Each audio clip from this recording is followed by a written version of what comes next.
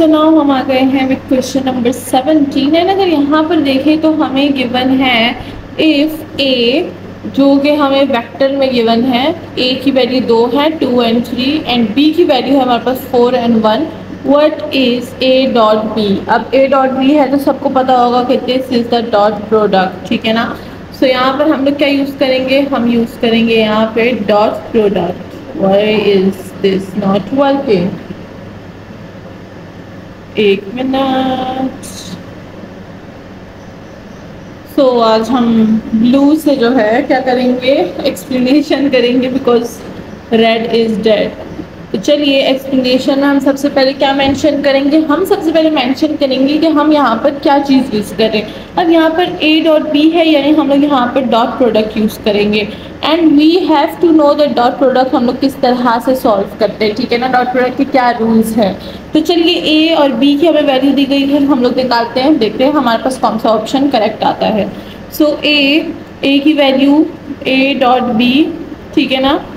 अब यहाँ पर ए की वैल्यू क्या है, वो है 2 and 3, ठीक है। और बी की वैल्यू क्या है, बी की वैल्यू है 4 and 1। अब इसको हम लोग किस तरह से करते हैं, 2 और 4 को 3 और 1 को जो है मल्टीप्लाई करते हैं। 2 × 4 plus 3 × 1, this is the dot product rule, ठीक है।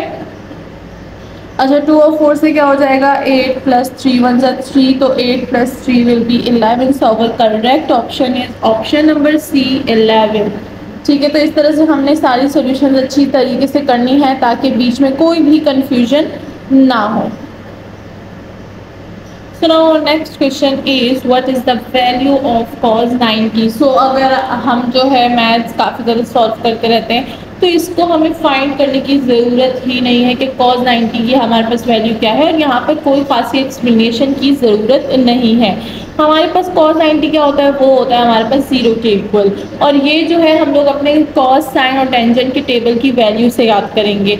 वो जो टेबल है वो भी मैं बनाऊंगी और नेक्स्ट इसके अलावा मैं कोई वीडियो अपलोड करूंगी जिसमें मैं वो टेबल बनाऊंगी जिसकी सारी की सारी वैल्यूज़ किस तरह से आपको याद करनी है, वो सारी की सारी ट्रिक्स जो है वो शेयर करूंगी, ठीक है।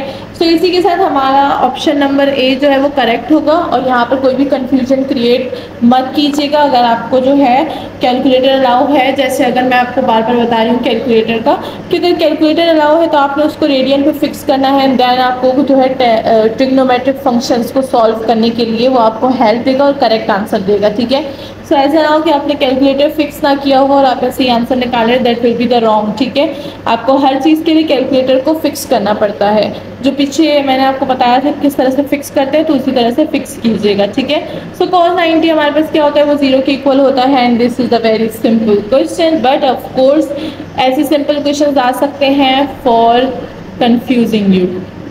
सो नाउ हमारे पास क्वेश्चन नंबर 19 आ गया, जिसमें हमारे पास मैथ का जो है बहुत ही बेसिक सा क्वेश्चन आया है, लेकिन यहाँ पर कंफ्यूजन फिर किस चीज़ की होती है कि हम पावर को किस तरह से अप्लाई करें, ठीक है ना। हमारे पास क्वेश्चन क्या है कि हमें सिंप्लीफाई करना है this function x² y³ and whole square है हमारे पास। तो चलिए एक्सप्लेनेशन की तरफ चलते हैं and we will let know कि हमारे पास आंसर जो है वो कौन सा ऑप्शन यहाँ पर करेक्ट आएगा। तो अगर हम यहाँ पर देखें, हमें गिवन है x² y³ की पावर होल पावर स्क्वायर है, ठीक है। सो हम ये जो स्क्वायर है इस पे अलग अलग अप्लाई करेंगे। x की पावर 2 पे जो है हमारे पास क्या आ जाएगा, 2 आ जाएगा, ठीक है। एंड y की पावर 3 के साथ मल्टीप्लाई हो जाएगा 2, ठीक है। सो ये देखें हमारे पास क्या होगा, 2 × 2 4, तो x की पावर 4 और y 3 × 2 क्या होता है हमारे पास, 3 × 2 is 6, तो y की पावर 6। तो हमारे पास ऑप्शन नंबर 1 जो है वो करेक्ट ऑप्शन है। अब मैंने इसको कैसे अप्लाई किया, मैंने 2 और 2 को मल्टीप्लाई कर दिया, ठीक है, लेकिन ये तो 2 के ऊपर जा रहा है, ठीक है, तो हम इसको ऐसे भी कर सकते हैं। अब let's see, answer will be the same but जो है मेथड चेंज होगा।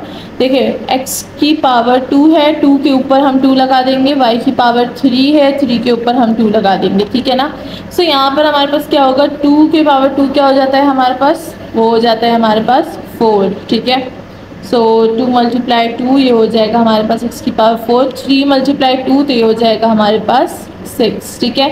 सो इस तरह से जो है आपने इसको अप्लाई कर देना है, ठीक है। यहाँ पर जो है वो 3 × 3 नहीं होगा, ठीक है। ये 3 मल्टीप्लाई 2 है, दिस इज नॉट 3 मल्टीप्लाई 3, तो आपके पास 9 आ जाएगा, ठीक है। और यहाँ पर 9 है नहीं कहीं पे, ठीक है, तो that option will be the wrong. तो आपने इसको सही तरीके से जो है वो सॉल्व कर देना है, ठीक है। सो ये हो गया है हमारे पास हमारा क्वेश्चन नंबर 19। और अप टू सोन हमने कहाँ तक जाना है, हमने क्वेश्चन नंबर 35 तक जाना है, क्योंकि मैथ्स के सेक्शन में 35 क्वेश्चन होते हैं। So now our question is little tricky because ये आ गया है प्रोबेबिलिटी का क्वेश्चन, जहाँ पर हमें बोला गया है कि what is the probability of rolling a sum of 7 with 6 sided dice, ठीक है। दो है हमारे पास 6 साइडेड डाइस, यानी हमारे पास 2 छक्के हैं, ठीक है। छक्के लूडो हर किसी ने खेला होगा, अगर नहीं भी खेला तो छक्कों का तो पता ही होगा बिकॉज हमने प्रोबेबिलिटी पढ़ी है। एंड प्रोबेबिलिटी में हम लोग सबसे पहले 2 चीज़ों के बारे में पढ़ते हैं, एक तो कॉइन टॉसिंग और दूसरा है डाइस रोलिंग, ठीक है। सो जिन्होंने प्रोबेबिलिटी पढ़ी है उनको थोड़ा बहुत आइडिया होगा, जिनको नहीं पढ़ी और अगर उनको मतलब नहीं आती कुछ इतनी खासी, तो अभी मैं एक्सप्लेन करूँगी आपको अच्छे खासे, उसमें सारे के सारे पॉइंट्स जो है वो पता चल जाएंगे। तो चलिए स्टार्ट करते हैं एक्सप्लेनेशन, ठीक है। अच्छा, यहाँ पर सबसे पहले हम लोग बोलेंगे 2 हमारे पास जो है वो क्या है, डाइस हैं, सही है। सो हम लोग यहाँ पर 2 डाइस लिखेंगे, 2 डाइस, एक डाइस में हमारे पास कितना होता है 1 डाइस, ठीक है ना। 1 डाइस में हमारे पास कितने आउटकम्स होते हैं 6, तो अगर मैं 2 डाइस लूँगी तो मेरे पास टोटल आउटकम्स कितने होंगे 6 × 6 इज इक्वल टू 30 ऑफ 6, यानी टोटल आउटकम्स जो है वो हमारे पास कितने होंगे, टोटल आउटकम्स कितने होंगे 36 हमारे पास टोटल आउटकम्स होंगे। एंड नाउ हमें बोला गया है कि what is the probability of rolling a sum of 7, ठीक है। अब यहाँ पर जो है हम लोग फेवरेबल आउटकम्स की बात करेंगे, ठीक है ना, फेवरेबल आउटकम्स के बारे में।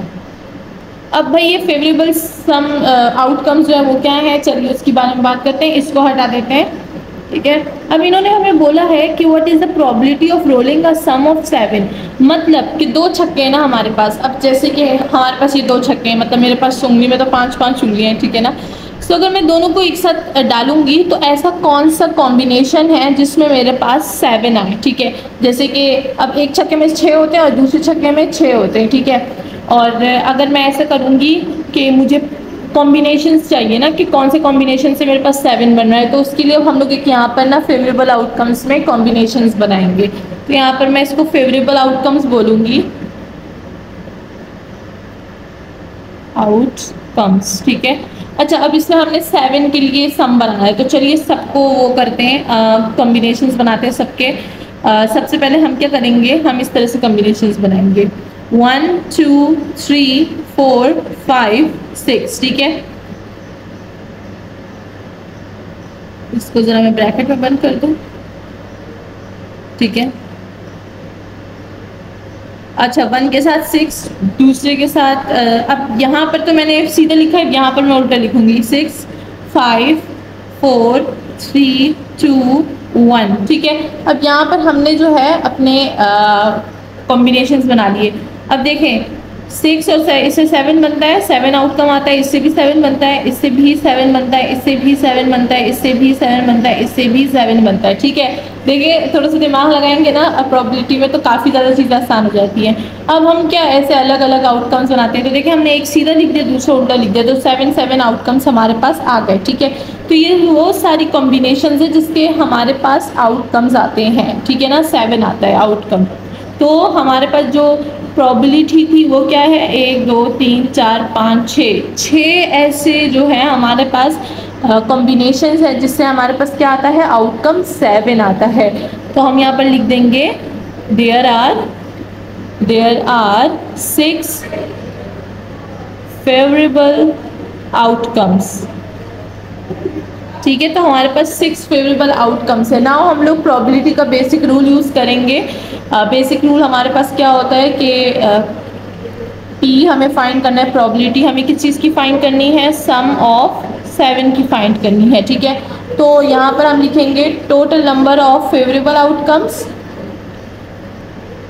सो सम हमारे पास टोटल, अब मैं पूरा नहीं लिख सकती, काफ़ी जगह छोड़ी है, तो total number of favourable outcomes, ठीक है, फेवरेबल आउटकम्स, ठीक है, ये हो गए। Divided by total number of outcomes, possible outcomes, ठीक है, पॉसिबल आउटकम्स। तो आप ये पूरा पूरा लिखिए, ऊपर क्या है, total number of favourable outcomes divided by total number of possible outcomes. अब हमने दोनों निकाले थे, ठीक है, पहले हमने निकाला था टोटल नंबर ऑफ आउटकम्स जो 2 डाइस का आता था, वो क्या था, वो था हमारे पास 30 ऑफ 6, एंड फेवरेबल आउटकम्स का हमारे पास 6 है। तो हम लोग यहाँ पर क्या लिखेंगे, हम लिखेंगे 6 divides 30 of 6 probability.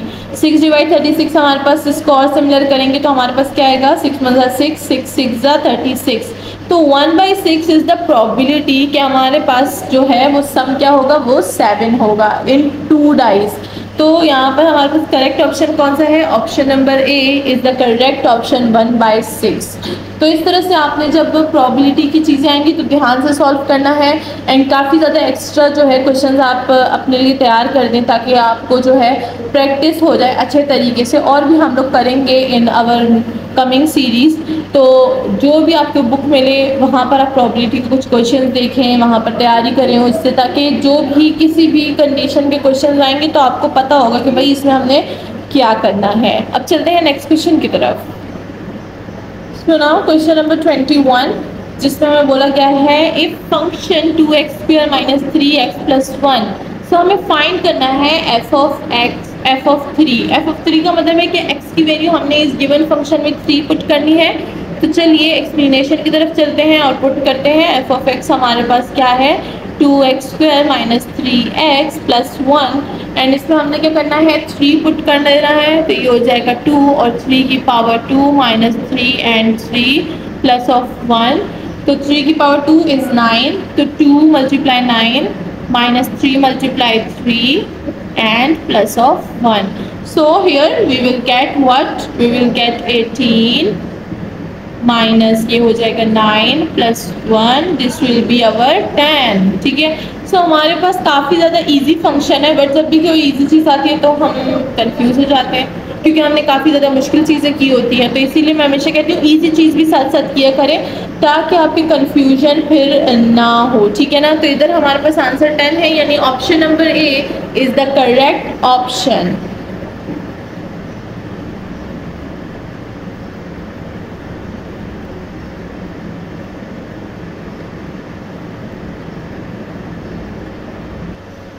So question number 23 is what is the derivative of function x³। अब डेरिवेटिव हम लोग जो है काफ़ी ज़्यादा कर चुके हैं, एंड ऑफ कोर्स 10 और फर्स्ट ईयर सेकंड ईयर इसमें डेरिवेटिव्स बहुत ही ज़्यादा बेसिक थे हमारे पास, जिसमें x³ वाज बहुत हाईलाइटेड, x³ बहुत ज़्यादा आता था। तो क्योंकि हायर पावर थी उस टाइम की, इससे ज़्यादा हायर पावर ज़्यादा आती नहीं थी, तो ये सबसे हाईएस्ट पावर थी। और जब डेरिवेटिव्स का था तो हम लोग क्या करते थे, हम लोग ना सर से आगे आगे जाते थे तो एक दिन सर ने बोला कि तुम लोग खुद करते हो कि तुम लोग ये जो है गाइड वाइड से देखते हैं। मतलब नहीं सर, हमने गाइड ली ही नहीं है, हमें मैथ इतनी पसंद थी कि हम लोग और सब्जेक्ट इतने नहीं करते थे, हम लोग मैथ बहुत ज़्यादा करते थे। And I like really math. मुझे और सब्जेक्ट इतने नहीं पसंद, मुझे खुद भी मैथ बहुत ही ज़्यादा पसंद है।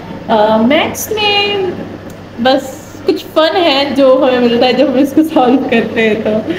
तो यहाँ पर जो है हमारे पास क्या है, x³ है, हमें x³ का डेरिवेटिव निकालना है, यानी f ऑफ डैश, यानी d/d ऑफ x, हमें f ऑफ x का निकालना है, d/d of x of x³। ये हो जाएगा f of dash of x, ठीक है। ये हो जाएगा 3 पावर नीचे आ जाएगी, यहाँ पे पावर रूल लगेगा, ठीक है, पावर रूल ऑफ डेरिवेटिव, ठीक है। ये हो जाएगा और पावर से 1 माइनस कम हो जाएगी, तो ये क्या हो जाएगा 3x, और ये 3 - 1 2। सो यहाँ पर हमारे पास option number A is the correct option for our question 23।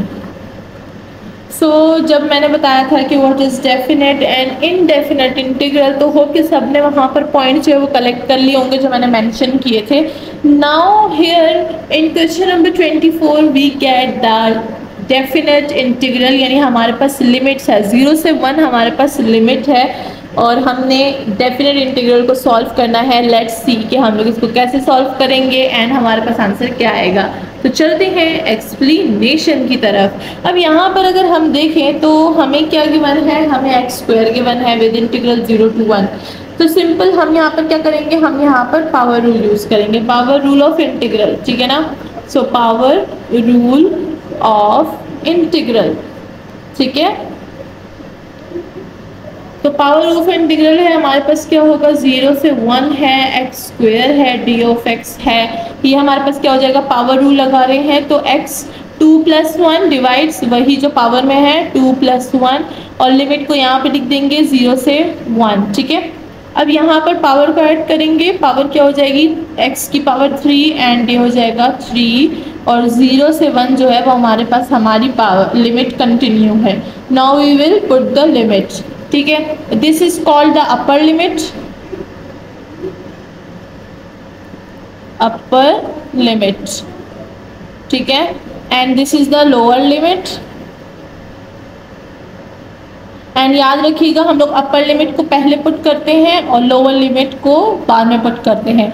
Upper limit minus lower limit, तो माइनस भी यहाँ पर मैं लगा दूँ जरा बड़ा सा, ठीक है। Upper limit minus lower limit, तो अपर लिमिट पहले फंक्शन में पुट करेंगे, ये है हमारे पास 1 का क्यूब डिवाइड 3 और upper limit minus lower limit क्या है 0, तो 0 पे क्यूब डिवाइड 3, ठीक है, हमारे पास ये आएगा ना। इसको फर्दर सॉल्व करेंगे, 1 पे क्यूब होगा तो 1 ही आएगा, 1/3 माइनस 0/3 0, तो हमारे पास आंसर क्या है 1/3 is the correct answer of this integral.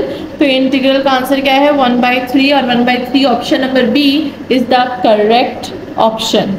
और अगर किसी को लग रहा है मैं बहुत ज़्यादा तेज़ स्पीड से एक्सप्लेन कर रही हूँ तो वो यूट्यूब पे ऑप्शन होता है वीडियो स्लो का, आप थोड़ी सी स्पीड स्लो कर लीजिए। मेरी आदत है मैं बहुत ही ज़्यादा कोशिश करती हूँ कि स्पीड स्लो रखूँ, बट कभी कभी फ्लो में तेज़ हो जाती है ठीक है। सो ये हो गई हमारा जो है डेफिनेट इंटीग्रल। तो अगर किसी को कोई भी पॉइंट नहीं पता था तो अपने पास नोट डाउन कर लीजिए। Integral and derivatives are very very important for a mathematics student. Okay, now चलते हैं क्वेश्चन नंबर 25 की तरफ।